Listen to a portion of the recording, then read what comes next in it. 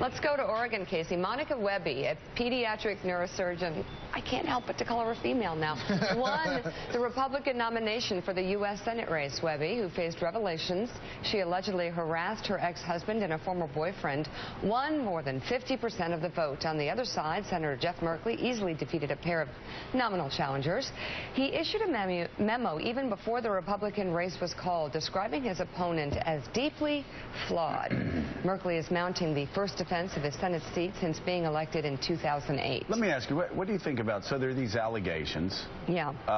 That were allegations, and I think one of the guys is working for her now. Really? I'm just curious, as I saw news anchors reading this story, yeah, I was sitting there thinking they would be the first people complaining in the green room, going, it was a divorce, or it was a whatever, and how dare the New York Post or the Daily News write about just some allegation. And I'm just curious. Yeah. I don't know. Is that fair game? No, and I want to know what he did. I mean... No, what she did? No, I want to know what he did. What, who did? The woman she hit. Well, wait, but what did she do, Willie? She threw a piece of paper at him? Yeah, one of the police reports, she threw a pad of paper at him, and there was in the police report, as Cokie Roberts was reading it yesterday, it was either a cut or the police said it may have been a zip. Well, you know what they say. It may have been a zip. So I want to know what they say. Sounds like he has bad skin. A paper cut. Yeah. It's the worst kind of cut. The deepest of all. Other than, of course, I don't mean a hatchet cut. But a paper cut's like number 2. but no, I mean, why are news people talking about this?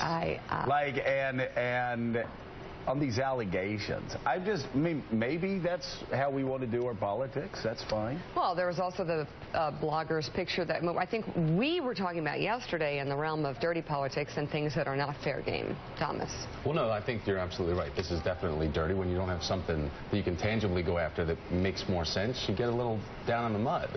So that's what seems to be happening here. And we've seen male politicians that have been vilified for maybe being cads or, things going on in their personal lives. Yeah. It doesn't make it fair. It doesn't make it fair, or it doesn't make it right. But it gets people talking about it, and it could be problematic for. I mean, I think it's perfectly fair to. I think it's perfectly fair to discuss this. I just don't think it should be the determinative issue in this campaign. Yeah. I mean, I've been torn on this. On the one hand, I feel like it's her personal life. We don't know the true story here. Maybe we obviously should pause before making judgments.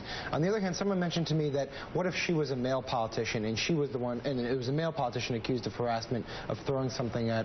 I'm sorry, that would be different, actually. Yeah. I guess that's the question. If a guy were 6'4" how do we judge and threw something, well, it just seems like I don't know, it seems like an unbelievably cheap shot, and that happens in politics. Yeah. But should the media be covering? They should cover, but they shouldn't act like it's the biggest deal in the world. But Merkley is already saying she's, quote, deeply flawed, which, the code stuff starts. Yeah, I know. I agree with you. I think they should cover it, but it shouldn't be the determinative issue. They shouldn't act like it's a huge deal. I certainly think it's worth at least talking about it. I mean, if there's anyone at this table who hasn't had a fight with someone they love deeply where it's gotten a little out of hand or gotten really intense, please stand up now and show me how great you are. Well, nobody's